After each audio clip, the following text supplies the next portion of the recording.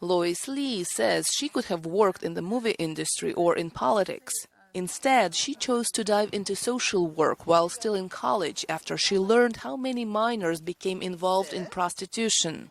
Lee decided back in 1981 to do something to help them because no one else was. And I called their parents, and their parents said, no, they can't come back here.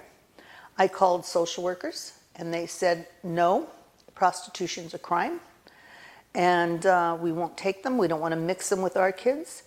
And I called the juvenile court judges. I went down to the courts and spoke with the judges, and they said, you know, she's only committing a crime against herself, and she's not hurting a taxpayer, so it doesn't warrant spending taxpayers' money on her.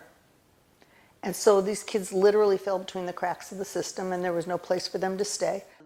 Lee, who was only 20 at the time, opened a makeshift shelter in her small apartment for teenagers who found themselves in a difficult situation and had to resort to prostitution. Over the next couple of years, she housed over 250 children there. The largest number was 11 kids one night.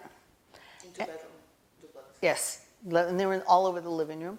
It was 11 kids one night. Sometimes there'd be 2, sometimes there'd be 4.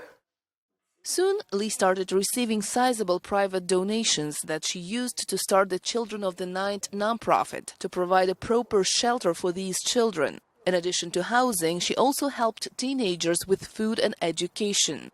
A young woman who calls herself Egypt was helped by Children of the Night.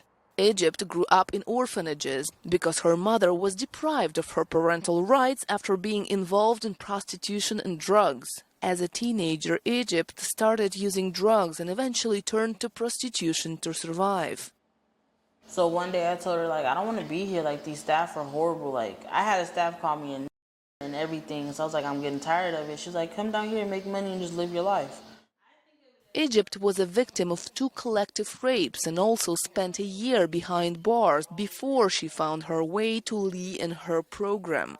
Egypt is among some 11,000 teenagers that Children of the Night has helped in more than 4 decades of its existence.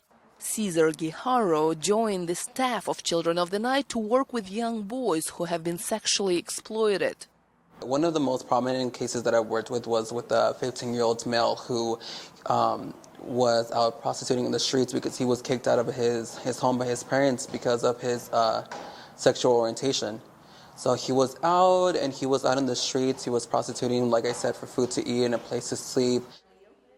Lee says that to eradicate the issue of youth prostitution, the first step is to prevent the domestic violence that targets kids. You must understand that the homes that the children come from are worse than the lives they live with a pimp. If you don't understand that, you don't understand the problem. These children, many were brought up in crack houses. Their parents sold them for drugs. They were molested or raped before they could walk.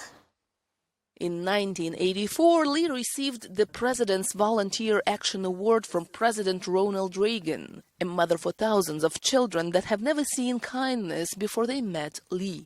Genia Dulot for VOA News, Los Angeles, California.